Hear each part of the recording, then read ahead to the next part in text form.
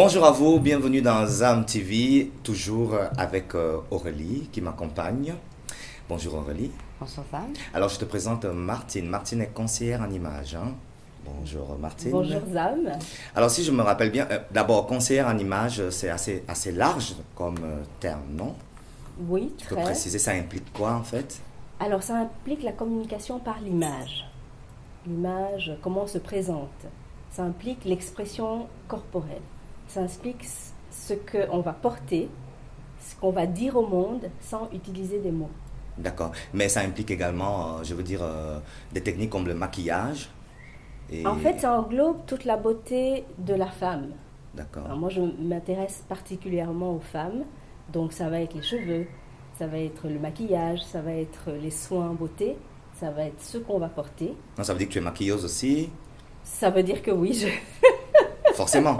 Alors, tu as été formée par une dame très célèbre, Christina Cordula, que tout le monde connaît. Comment tu as vécu cette expérience-là? J'ai envie de dire magnifique. Magnifique. Elle dit magnifique. Bah oui, j'ai pas les droits d'auteur, donc moi Ah, je ben suis voilà. magnifique. Oui, Aurélie, tu avais déjà une question. Je me demandais d'où vous vous connaissiez en fait, parce que Zam m'a beaucoup parlé de toi, mais il m'a dit que vous vous connaissiez de longue date. Très très très longtemps, ça fait quoi? On va pas dire. On va pas dire ça parce va pas nous que rajeunir. si on dit... Mais vous connaissez depuis le Cameroun. Oui, on en se connaît fait. depuis le Cameroun. Parce que toi, tu es d'origine camerounaise. Oui. Voilà, d'accord. Et tu Ça me arrives- fait toujours bizarre d'origine. Moi, je suis camerounaise et française. Ah, d'accord, ok. J'aime pas qu'on me dise que je suis d'origine. C'est comme si, Non. quelque part, ça Oui, s'est c'est vrai. estompé ou je sais pas. Oui, on va faire très attention aux termes. En tant que Française, les Français sont très pointillés sur les termes. Alors moi, j'ai une question avant de passer la parole à Aurélie. Tes cheveux, ils n'étaient pas comme ça il n'y a pas longtemps. Pourquoi ce changement? Et ça s'appelle comment? Parce que j'ai l'impression que c'est tout un mouvement. Alors, je ne sais pas si je suis un mouvement. Mes cheveux étaient défrisés jusqu'à il y a 2 ans, je crois, ou presque 2 ans maintenant. Et Comme sur la photo du livre. Ben voilà, c'est ça. là, ils sont, comment on dit? Là, j'ai un brushing. D'accord. Parce que je peux passer de ceci à ça, avec D'accord. un brushing. Mhm. Mais avant, ils étaient défrisés, ça veut dire qu'ils étaient lissés de manière chimique. D'accord. Et je suis revenue à mes cheveux naturels. C'est pas par rapport à un mouvement, mais parce que je suis vraiment convaincue que la beauté de la femme, c'est quand nous sommes le plus naturels. Ah, je suis d'accord. C'est-à-dire que nous sommes des créatures divines, j'ai envie de dire. Et si nous sommes comme nous sommes, ça veut dire que la personne ou l'être qui nous a créés a trouvé la perfection. Et moi, je suis parfaite avec ces cheveux-là, avec ce teint-là, avec cette couleur de mes yeux. C'est là où je suis la plus parfaite. Oui, mais chacun en même temps a le droit de choisir son look. Ah, mais je parle de moi. D'accord. Je parle complètement de moi. Moi, la femme parfaite, c'est vraiment celle qui est naturelle. Donc ce Maintenant, changement a été fait. Il y a eu Parce- une transition parce qu'avant tu le défrisais. et puis avant, il y je a me eu défrisais, avant, une prise de je conscience portais ou, des extensions que je peux encore porter aujourd'hui. bien sûr. Mais alors, économiquement parlant, ça coûte énormément parce que il faut, quand tu fais des extensions, ça coûte bonbon. Quand tu te défrises, il faut aller chez le coiffeur au moins une fois par mois pour un soin intense parce que ça abîme énormément les cheveux. J'ai fait ça pendant, on va dire, 20 ans.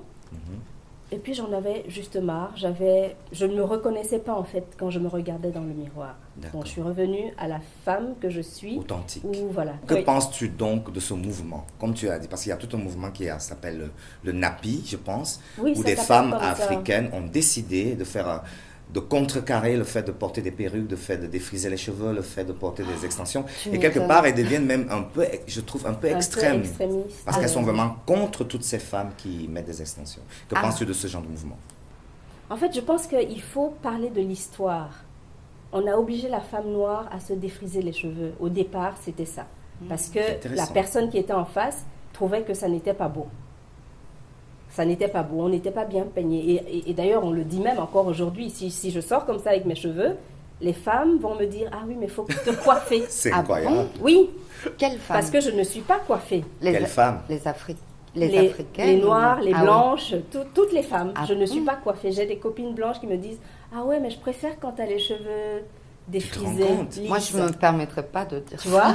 C'est très joli. Non, mais c'est pour dire à quel point on ne se rend même pas compte de l'impact que ça peut avoir sur l'autre. L'aliénation. Oui, dire que ah mais t'es pas bien coiffée. Si, je suis coiffée. Ce sont mes cheveux. Si tu me dis que je suis pas bien coiffée, en fait, tu es en train d'insulter toute ma personne et de m'humilier. Il y a donc dans ton livre, pour accompagner ce processus et présenter en fait, enfin tu présentes ton concept et 10 étapes que tu déclines pour parvenir, enfin la méthode pour parvenir à à définir son style.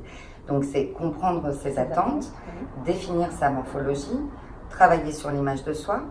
La femme idéale, c'est toi, donc valoriser qui on est, explorer les styles vestimentaires, parce qu'effectivement, apprendre à se connaître, c'est voilà, c'est aussi erreur, c'est faire des tests, c'est évaluer sa garde-robe, donc quels sont les essentiels en qu'est-ce que fonction j'ai de dans notre ma base, garde-robe, et tout à fait.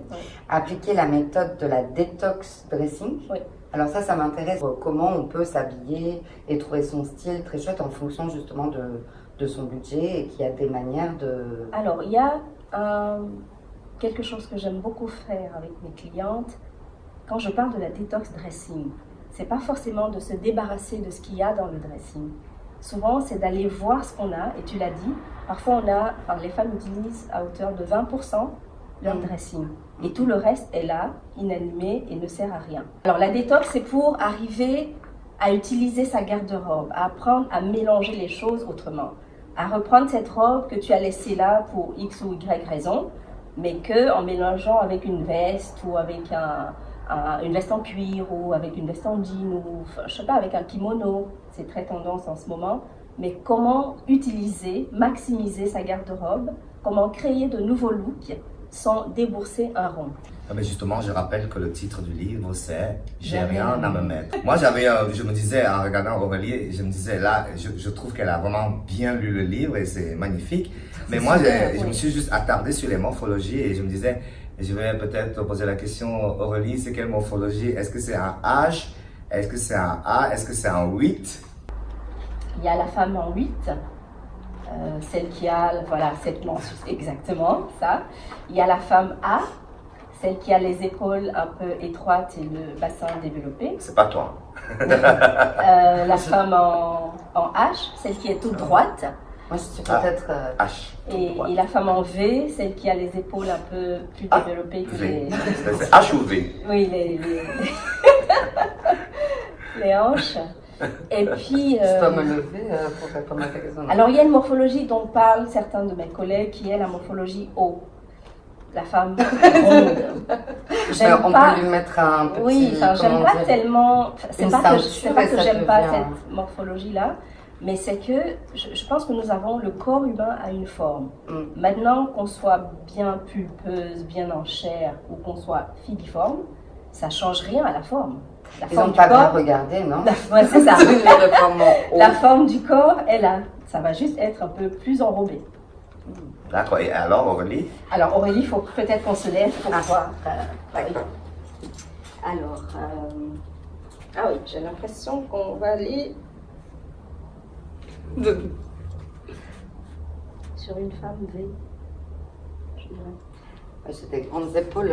Zam me le fait toujours remarquer quand on danse. On dit que j'ai une morphologie masculine. Il y a les épaules ici et les hanches sont plus étroites. Et souvent, la femme V, je lui dis qu'elle a des jambes magnifiques, mais vraiment à tomber. Mais j'ai lu ça, alors que moi, c'est pas vraiment mon cas. Moi, j'ai des jambes de taureau. C'est peut-être mon style. Mais c'est peut-être aussi ta perception de la chose. Non, c'est ce qu'on m'a dit. Mais bon. Donc, moi j'attends la conclusion. La conclusion. Elle est 8 ou elle est V? Elle est V, parce que les épaules. C'est un peu comme moi je suis V aussi. Oui. Donc, merci beaucoup d'avoir accepté notre invitation. Martine Inac-Tulan, J'ai rien à me mettre, que vous trouverez donc sur Amazon, sur le site internet de Martine, qui fait également plein d'autres choses, des lives sur Facebook. Et des interviews avec des femmes inspirées et inspirantes.